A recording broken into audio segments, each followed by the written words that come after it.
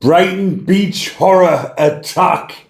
The trial continues. Now, I have been covering this since last year, and I didn't actually know it was still ongoing until I seen an article come up. Now, the ones that have been following the channel and know about this story will obviously remember when I covered it, that these three illegal migrants, absolute despicable, disgusting creatures, came across a woman who had been out on a night out. This was in the early hours of the morning on Brighton Beach. When she was on her way home, she had become distracted and had become detached from her friends as she was walking home, and she ended up wandering off and being by herself in a drunken state. So what happens if the woman is proud but not walking the streets in the early hours, who was in a drunken state, who has been separated from her friends? The gentlemanly thing to do would be to get her a taxi or escort her home in a gentlemanly manner. But what do these three despicable, disgusting, illegal migrants who shouldn't have been in the UK in the first place do? Take her down the beach and repeatedly grape her. Absolute cretins what they are. Now, this is ongoing at the moment, but it's obvious they have done it. There's DNA. But they've took to the witness stand, putting this lady through the ordeal of having to relive it, and these trying to deny it. So the title that I've seen, straight away, because it comes up, beach grape accused was on the prowl, the court hears. So straight away I knew it was the Brighton Beach horror attack, which I have covered.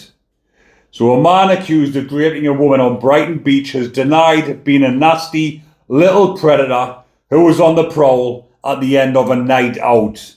Obviously, this is what the defence, who's defending the lady, has said, and called him a nasty little predator, which he is, and that's putting it politely.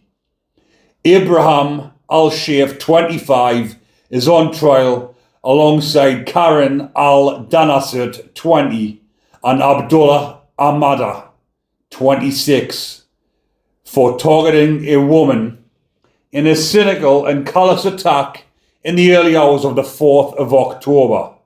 Al-Sheikh and Ahmada are accused of repeatedly raping the woman while Al-Danasert filmed the incident and decided to send it to who? More illegal migrants on Snapchat, so they can all get turned on by what them predators and absolute wrong'uns are doing to the women in the UK. All three deny charges against them. Given evidence at Hove Crown Court on Thursday, Egyptian national Al-Sheikh rejected the prosecution's claim he found the woman's vulnerability funny. He also denied that he used and abused her for his own sex gratification. "You had been knocked back by several women that night," said prosecutor Hannah Llewellyn. "You were on the prowl. The three of you settled on a woman that was entirely vulnerable." Llewellyn called Al-Sheikh's suggestion the woman was not very drunk ridiculous. "You took her into the darkness and did what you wanted to her. You were nothing more than a nasty little predator." And like I say, that's putting it politely. In his evidence, Al-Sheikh said they had gone to the beach to have sex. Yes, against her fucking will. All in your mind what you wanted to do, whether she wanted to or not. "She was in agreement, she was enjoying it," he said. The court previously saw footage of 3 recordings taken by Al-Danasert, also from Egypt, during the attack, including one of Al-Sheikh slapping the woman in the face, degrading her, while the three of them were there. How fucking vulnerable and how horrible must she have felt being in such a drunken state and not being able to fight these predators off. The prosecutor said the woman spoke to her friends a minute after leaving the three men. She was described as wailing hysterically, saying she had been raped. Does that sound like a willing partner, a willing participant? I think not. Jurors have been told the woman had become separated from her friends on a night out. Prosecutors said the three defendants approached her when she was staggering in the street alone. All three men were asylum seekers living in a hotel near Horsham at the time of the incident. Now, three illegal migrants who were supposedly living or supposed to be in a hotel, should they not be not allowed out at certain hours? If they're illegals, you don't know what their fucking previous is, and they're living in a hotel. That hotel has locked doors. You can't just walk in and out in case people go inside to it, to allegedly attack them. So they have the doors secured, or they have security guards on. Why are three illegal migrants allowed to prowl the streets at 3 o'clock in the morning?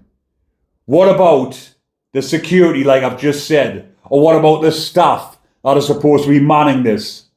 Is this not something that should and could have been prevented? It could have been prevented by Keir Starmer booting the out. I've got to be careful what I say on here now, people, because of, like I've mentioned, you've got to be careful and be professional. Even though it's hard sometimes when I'm speaking about these type of cases and defendants, when, like I've just said, they shouldn't have been in the UK in the first place. They entered illegally by a boat, but they're allowed to roam the streets in the early hours of the morning. It is absolutely ridiculous, absurd, and that is putting it polite. Only because I have to, like I've said. Al-Sheikh and Iranian national Ahmadiyya denied 2 counts of rape. Al-Danasert is jointly charged on all 4 rape counts as a secondary party, encouraging the rape by his actions at the scene, including filming it. He has pleaded not guilty. Al-Danasert denies a 5th count of sharing intimate films without the complainant's consent. It is alleged he sent recordings of the alleged rapes. Alleged. There's no alleged about it. It happened. These are guilty. They're just prolonging it and costing the fucking taxpayers an absolute fortune. A fortune by being in the UK, and then a fortune by committing these crimes and then taking it to trial. I just can't understand the UK system, how they can let this happen. It goes on to say the trial continues. But how the fucking hell is this happening in the first place? They should be booted out if they're in illegally, or at least kept in a detention centre. They've entered the country illegally. If you do that in any other country, you get detained, you get kept. If you overstay your visa, what happens? You get fucking kept in detention. And these are the people, when you overstay your visa, what does that mean? You've been allowed into the country in the right way, but you've overstayed your visa. And you get caught, you get put in a detention centre. You go to the UK on a boat, you don't pay for a visa, or fuck all. You enter the country illegally, what happens? You get patted on the back, given a hotel, and allowed to prowl the streets to attack any woman you want. See where I'm coming from, people? Absolute furious and outrageous.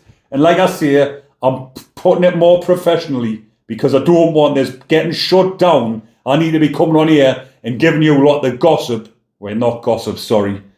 should not have said that. I'll take that back. It's not gossip.